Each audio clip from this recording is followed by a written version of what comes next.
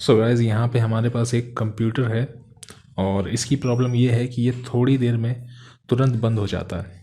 मतलब कि ऑन करते हैं, खुलता है, सब कुछ लिख के आता है, लेकिन ठीक से ऑन हो नहीं पाता और तुरंत बंद हो जाता है। तो यहाँ पे मैं इसको ऑन करता हूँ, ये पावर बटन दबाया मैंने, CPU ऑन हो गया। ठीक है, ये देखिए मरकरी लिख के आया। काफ़ी पुराना है, LG 775 सॉकेट वाला ये कंप्यूटर है।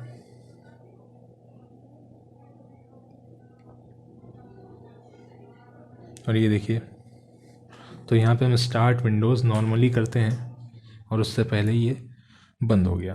तो ज़रा दोबारा से फिर से मैं पावर बटन दबाता हूँ, मैंने ऑन कर दिया इसको, और इस बार जो है थोड़ी सी फ़ैन घूमने की आवाज़ आई और फिर ये ऑन ही नहीं हुआ। तो फिर से एक बार ऑन करते हैं, फिर से मैंने ऑन कर दिया और मरकरी लिख के आ गया और तुरंत बंद हो गया। तो इससे हमें समझ में क्या आता है? इससे हमें समझ में ये आता है कि ये प्रॉब्लम टेम्परेचर से रिलेटेड है। देखिए, पहले CPU बहुत देर से रखा हुआ था, तो जब रखा हुआ था हमने उसे ऑन किया और लोगो बन के आया। उसके बाद वो स्टार्टिंग विंडोज़ तक गया, मतलब विंडोज़ के जो ऑप्शन थे वो आए। तब तक CPU बहुत गर्म हो गया और ये अपने आप बंद हो गया।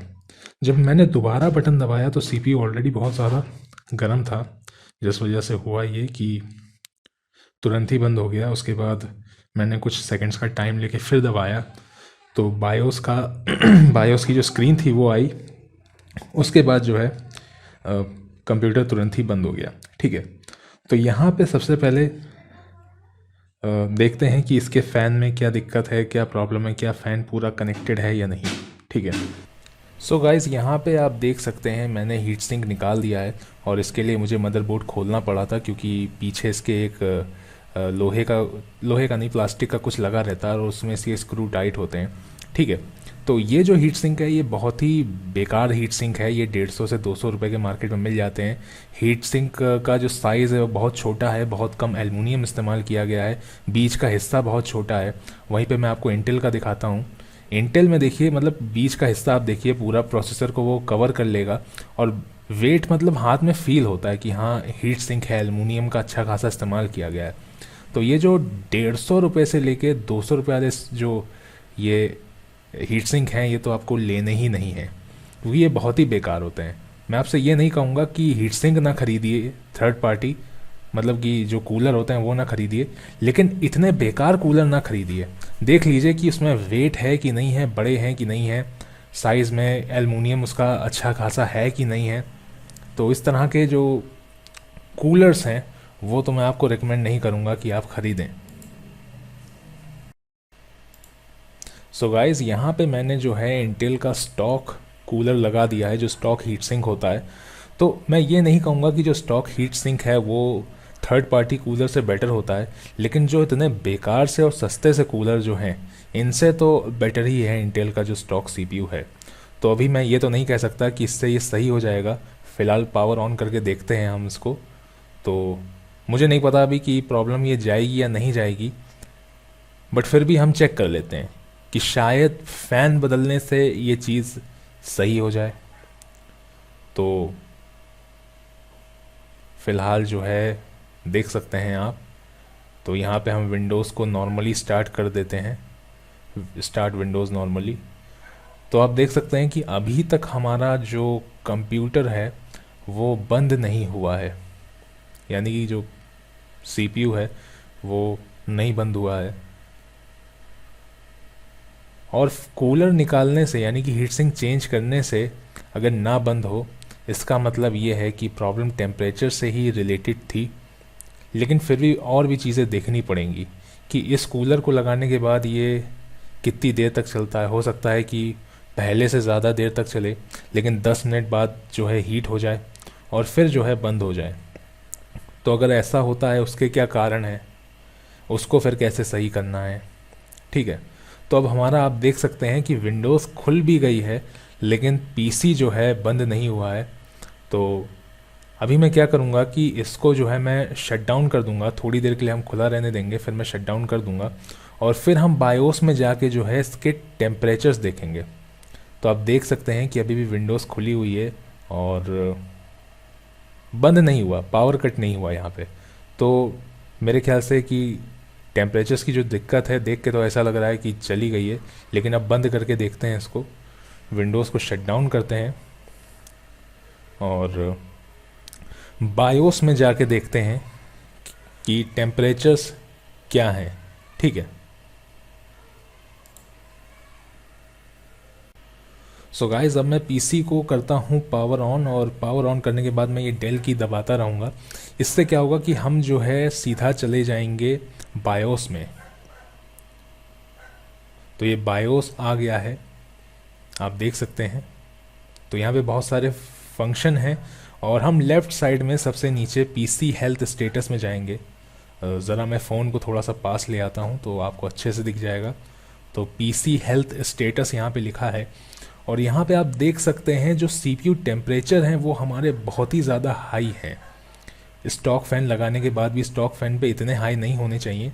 अब यहाँ पे मैं आपको एक चीज़ बताता हूँ। ये जो LGA 775 सॉकेट है, इसमें होता क्या है कि अगर कुछ पिन आपस में कांटेक्ट नहीं बनाएंगी प्रोसेसर के संग, जैसे हर पिन का अपना एक रोल होता है, लेकिन कुछ पिन ऐसी होती हैं जो अगर कांटेक्ट ना बना रही हों तो उनके कांटेक्ट में ना आने से प्रोसेसर ओवरक्लॉक हो जाता है और उसे ज़्यादा वोल्टेज मिलने लगता है।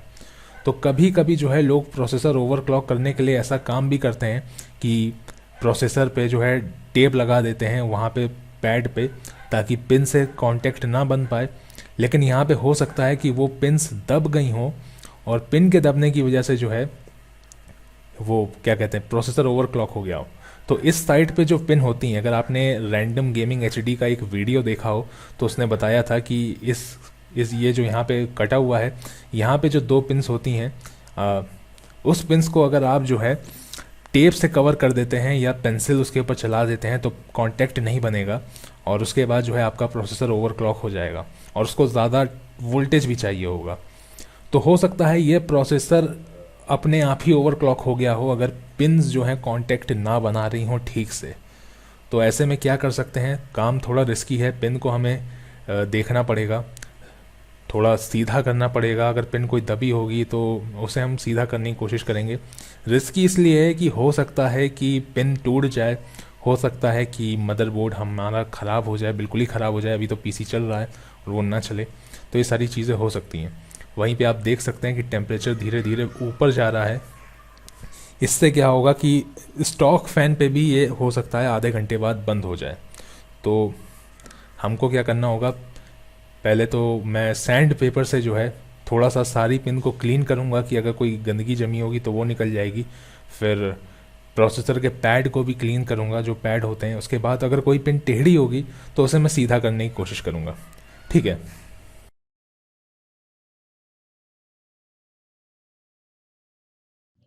सो गाइस यहाँ पे आप टेम्परेचर देख सकते हैं 84 85 में जो है ऊपर नीचे ये हो रहा है, लेकिन इसके अबव ये नहीं जा रहा है। 84 फिर 85 और काफ़ी टाइम हो गया है पीसी को चलते हुए। तो स्टार्ट हुआ था 60 से, तो 60 से तो ये 61 62 63 ऐसे ऊपर बढ़ता गया, लेकिन 85 पे आके 84 85 84 85 पे ऊपर नीचे हो रहा है। ठीक है, देख सकते हैं आप, ये 85 पे ही रुका हुआ है। और यहाँ पे जो है डीबग कार्ड लगा हुआ है और ये रिकॉर्डिंग मैं दूसरे दिन कर रहा हूँ, तो पूरा एक दिन बीत चुका है। और इसका रीज़न ये है कि यहाँ पे मेरे पास दूसरा बोर्ड है। तो मैं आपको बताता हूँ कि ये मान लीजिए इसकी पिनें हैं। तो मैंने किया क्या कि पहले तो सैंड पेपर से जो है इस तरह से पिन्स को क्लीन किया, ठीक है, और फिर इस तरह से क्लीन किया और प्रोसेसर को, जो प्रोसेसर है हमारा, इसको जो है इसको भी इस तरह से जो है क्लीन किया मैंने, मतलब कि इसकी जो कांटेक्ट पिन है उनको साफ़ किया। तो उससे कोई बहुत फ़र्क पड़ा नहीं, टेम्परेचर्स वहीं के वहीं थे, बट हमारा पीसी नहीं बंद हो रहा था।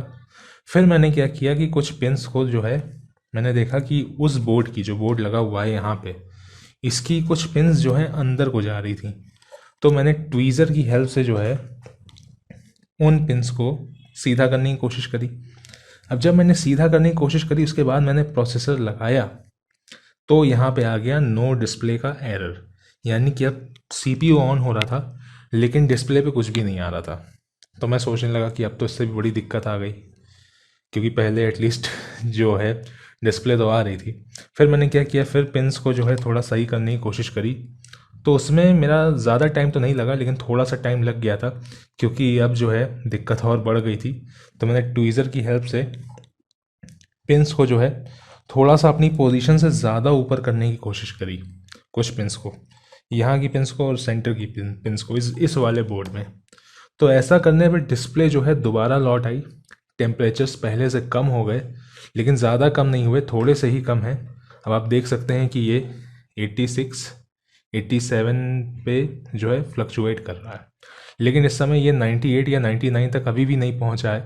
पहले जो है ये चलते चलते 98 तक जा रहा था। हालांकि टेम्परेचर अभी भी बहुत हाई है इसके, इतने टेम्परेचर नहीं होने चाहिए, लेकिन पहले क्या था कि प्रोसेसर इतना ज़्यादा गर्म हो रहा था कि अगर कोई आधा घंटा इसको इस्तेमाल करता तो ये पीसी जो है ये बंद हो जाता। ठीक है, तो अभी जो है ये इस पर कोई लोड भी नहीं है, बायोस पे ही ये इस तरह से जो है टेम्परेचर्स हमको मिल रहे हैं।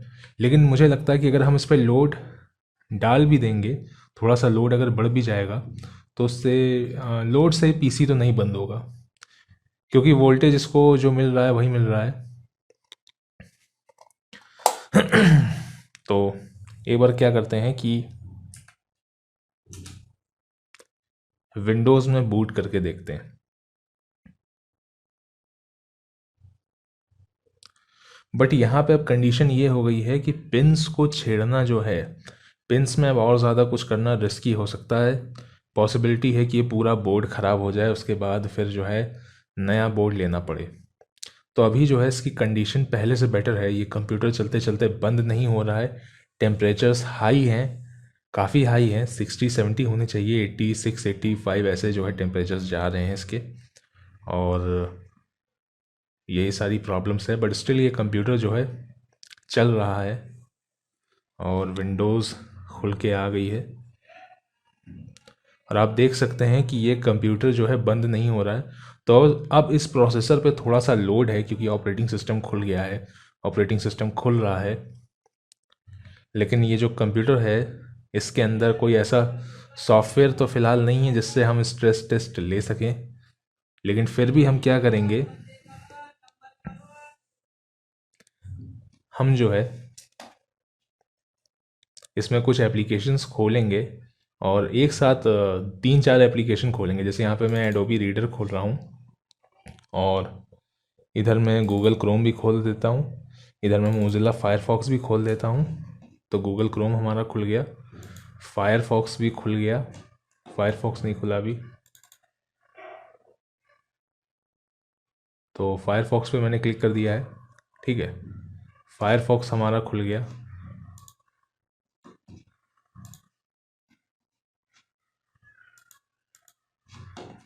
और 2 विंडोज़ खुल गई थी फायरफॉक्स की।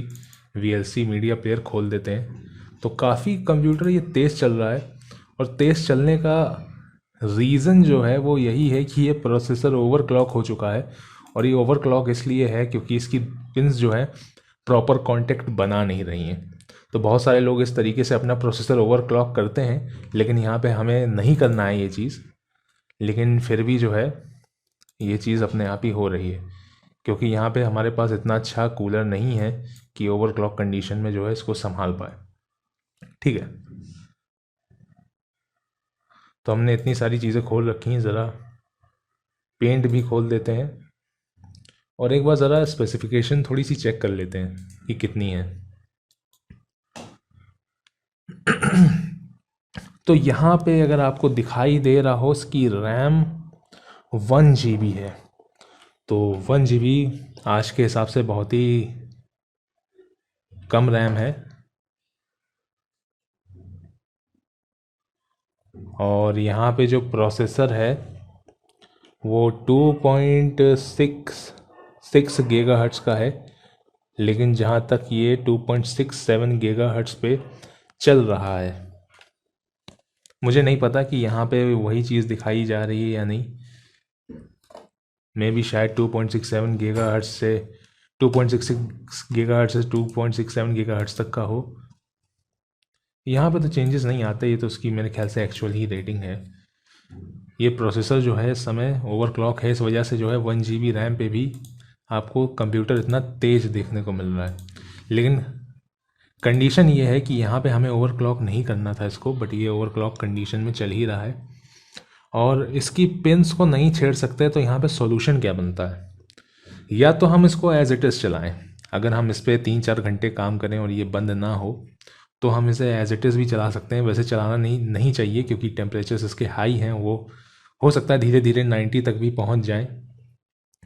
या तो हम इससे थोड़ा और बेटर कूलर लगा दें तो इसके टेम्परेचर्स जो हैं 80 के नीचे स्टेबल रहेंगे, क्योंकि मैंने देखा है कि 80 पे आने के बाद जो है टेम्परेचर्स फिर बहुत धीरे धीरे बढ़ रहे हैं, फिर इतना स्पीड में नहीं बढ़ रहे हैं। और अभी भी ये पीसी बंद नहीं हुआ है, टेम्परेचर्स अभी 90 के नीचे ही होंगे और हो सकता है कि टेम्परेचर्स बढ़े ही ना, 90 तक ना पहुँचे, वो अपना 88-87 पे टिके रहें। 2-4 घंटे तक काम करने के बाद भी वो टिके रहें वहीं पे, उसके आगे ना बढ़े। तो ये भी हो सकता है कि टेम्परेचर और ऊपर ना जाए। और अगर हम इसमें एक बेटर कूलर लगा दें तो ये पीसी जो है आप समझ लीजिए कि फ़िक्स हो गया। हालांकि ये फिक्स करने का सही तरीका तो नहीं होगा, प्रॉपर वे ये है कि हम पिंस के अगर कांटेक्ट बना पाते तो वो ज़्यादा बेटर होता, लेकिन हम ये भी कर सकते हैं क्योंकि और ज़्यादा कुछ पॉसिबिलिटी नहीं है। अदरवाइज़ मदरबोर्ड चेंज करना मेरे ख्याल से, अगर ये पुराना मदरबोर्ड ढूंढने जाएं तो हमको जेब्रॉनिक्स में ही मिलेगा मार्केट में।